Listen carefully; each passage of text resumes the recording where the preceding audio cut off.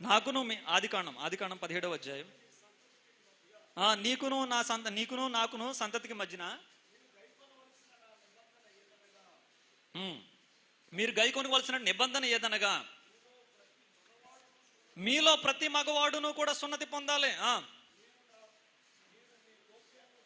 మీరు మీ గోప్యాంగ చర్మమును సున్నతి పొందవలనని, అది నీకును నాకును మధ్య నిబంధనకు సూచనగా ఉండును. 8 దినములు కలిగినటువంటి వయస్సు కలిగిన వాడు, పిక్చర్ పెట్టండి, అనగా నీ ఇంట పుట్టిన వాడైనను నీ సంతానము కలిగి అబ్రాహాము యొక్క అతనును అతని యొక్క సంతానం అంతటికి కూడా గోప్యాంగ చర్మము కత్తిరించబడుతుంది. చాలా మంది ఏమనుకున్నారంటే చర్మం కత్తిరించబడితే ఏమైపోద్దండి? అక్కడ చర్మం కత్తిరించడం కాదు, అక్కడ నిబంధన ఏమిటంటే సున్నతి అంటే నిబంధన. చెప్పండి, సున్నతి అంటే నిబంధన అంటే రక్తం. యేసుక్రీస్తు వారు అంటాడు, ఏమని అంటాడంటే, ఇది నా రక్తము వలనైన క్రొత్త నిబంధన. ఏ నిబంధన మర్చిపోకూడదు క్రైస్తవుడు. ఆదాముతో చేసిన నిబంధన ఉన్నది, నోవహుతో చేసిన నిబంధన ఉన్నది, అబ్రహాముతో చేసిన నిబంధన ఉన్నది, యేసుక్రీస్తు దేవుడే మనతో చేసిన నిబంధన ఉన్నది. ప్రతి నిబంధన కూడా నువ్వు అర్థం చేసుకోగలిగితే సున్నతి అంటే నిబంధన అంటే అది రక్తంతో చేయబడుతుంది. రక్తము దేనికి సూచనగా ఉన్నది అని అంటే విమోచనకి, క్షమాపణకి సూచనగా ఉన్నది. అంటే అబ్రహాము సున్నతి చేయబడుట ద్వారా, కత్తిరించబడుట ద్వారా ఏమవుతుందంటే రక్తం ఒలుగుతుంది. భూమి మీద ఏమొలుగుతుంది? రక్తంతో దేవుడు అబ్రహాము దగ్గర నిబంధన చేస్తూ ఉన్నాడు. ఆ నిబంధన ఏమిటి అని అంటే, ఇదిగో రాబోయేటువంటి దినములలో నా కుమారుడైనటువంటి యేసుక్రీస్తు వారు శిలువ మీద చిందించినటువంటి రక్తము ద్వారా, శిలువ మీద చేయబడుతున్నటువంటి సున్నతి అంటే ఏమన్నాను? నిబంధన. సున్నతి అంటే నిబంధన అంటే రక్తం చిందించాలి. యేసుక్రీస్తు వారు శిలువలో ఏం చిందించాడు? ఆయన రక్తం చిందించాడు. దాన్ని అబ్రహాము దగ్గర మాట్లాడుతున్న భాష ఏమంటున్నాడు అంటే సున్నతి అంటున్నాడు. అందుకొరకే కొలస్సీలకు రాసిన పత్రిక ఇక్కడ చూడండి. కొలస్సీ పత్రిక 2వ అధ్యాయం 13వ వచనం చదవండి. కొలస్సీ పత్రిక 2వ అధ్యాయం 13వ వచనం ఏమన్నారు? మరియు అపరాధముల వలనను శరీరమందు సున్నతి పొందకపోవుట వలనను మీరు చచ్చిపోయి ఉన్నారు. జాగ్రత్త గుర్తుపెట్టుకోవాలి. దేని వలన చచ్చిపోయినారంటే ప్రజలు? ఆదాము యొక్క అపరాధం. రెండవది ఏంటో తెలుసా? నువ్వు సున్నతి పొందకపోవడం వలన. అంటే దాని అర్థం ఏంటి? సున్నతి అంటే నిబంధన అంటే రక్తం అంటే విమోచన. సున్నతి అంటే నిబంధన అంటే రక్తం అంటే విమోచన.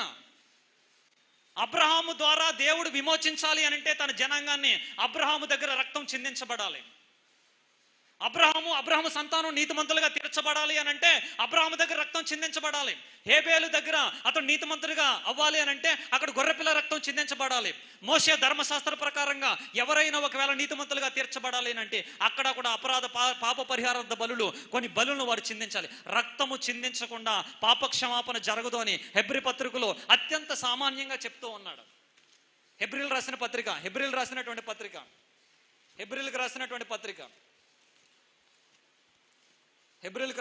పత్రిక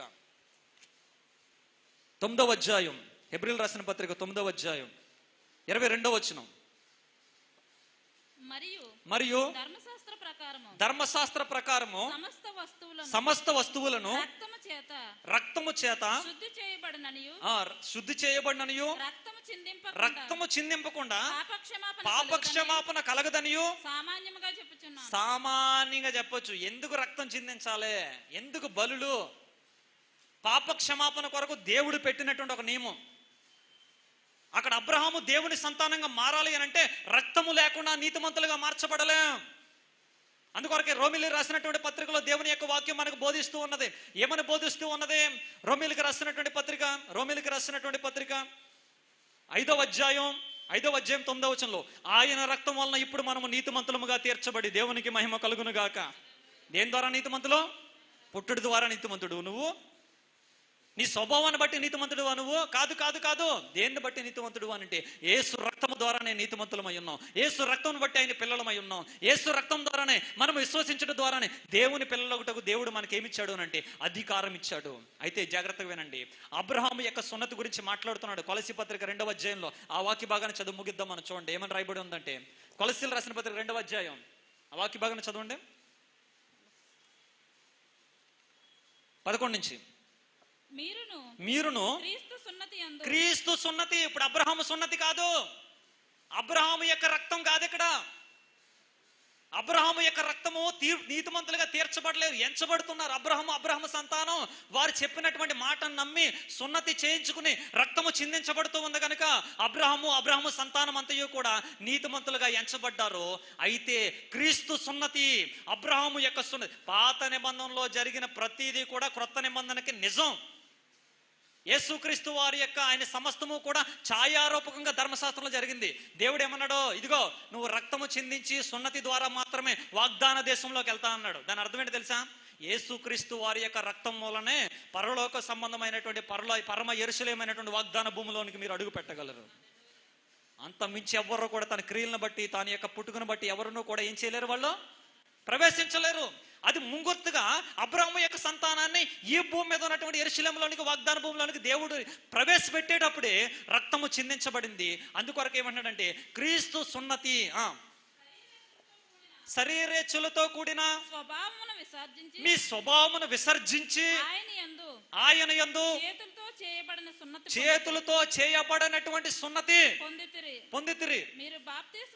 మీరు బాప్తిస్మమును ఆయనతో కూడా పాతి పెట్టబడిన వారై ఆయనను మృతుల్లో నుండి లేపిన దేవుని ప్రభావమునందు విశ్వాసముంచడం ద్వారా ఆయనతో కూడా మనం లేచాం. దేవునికి మహిమ కలుగును గాక.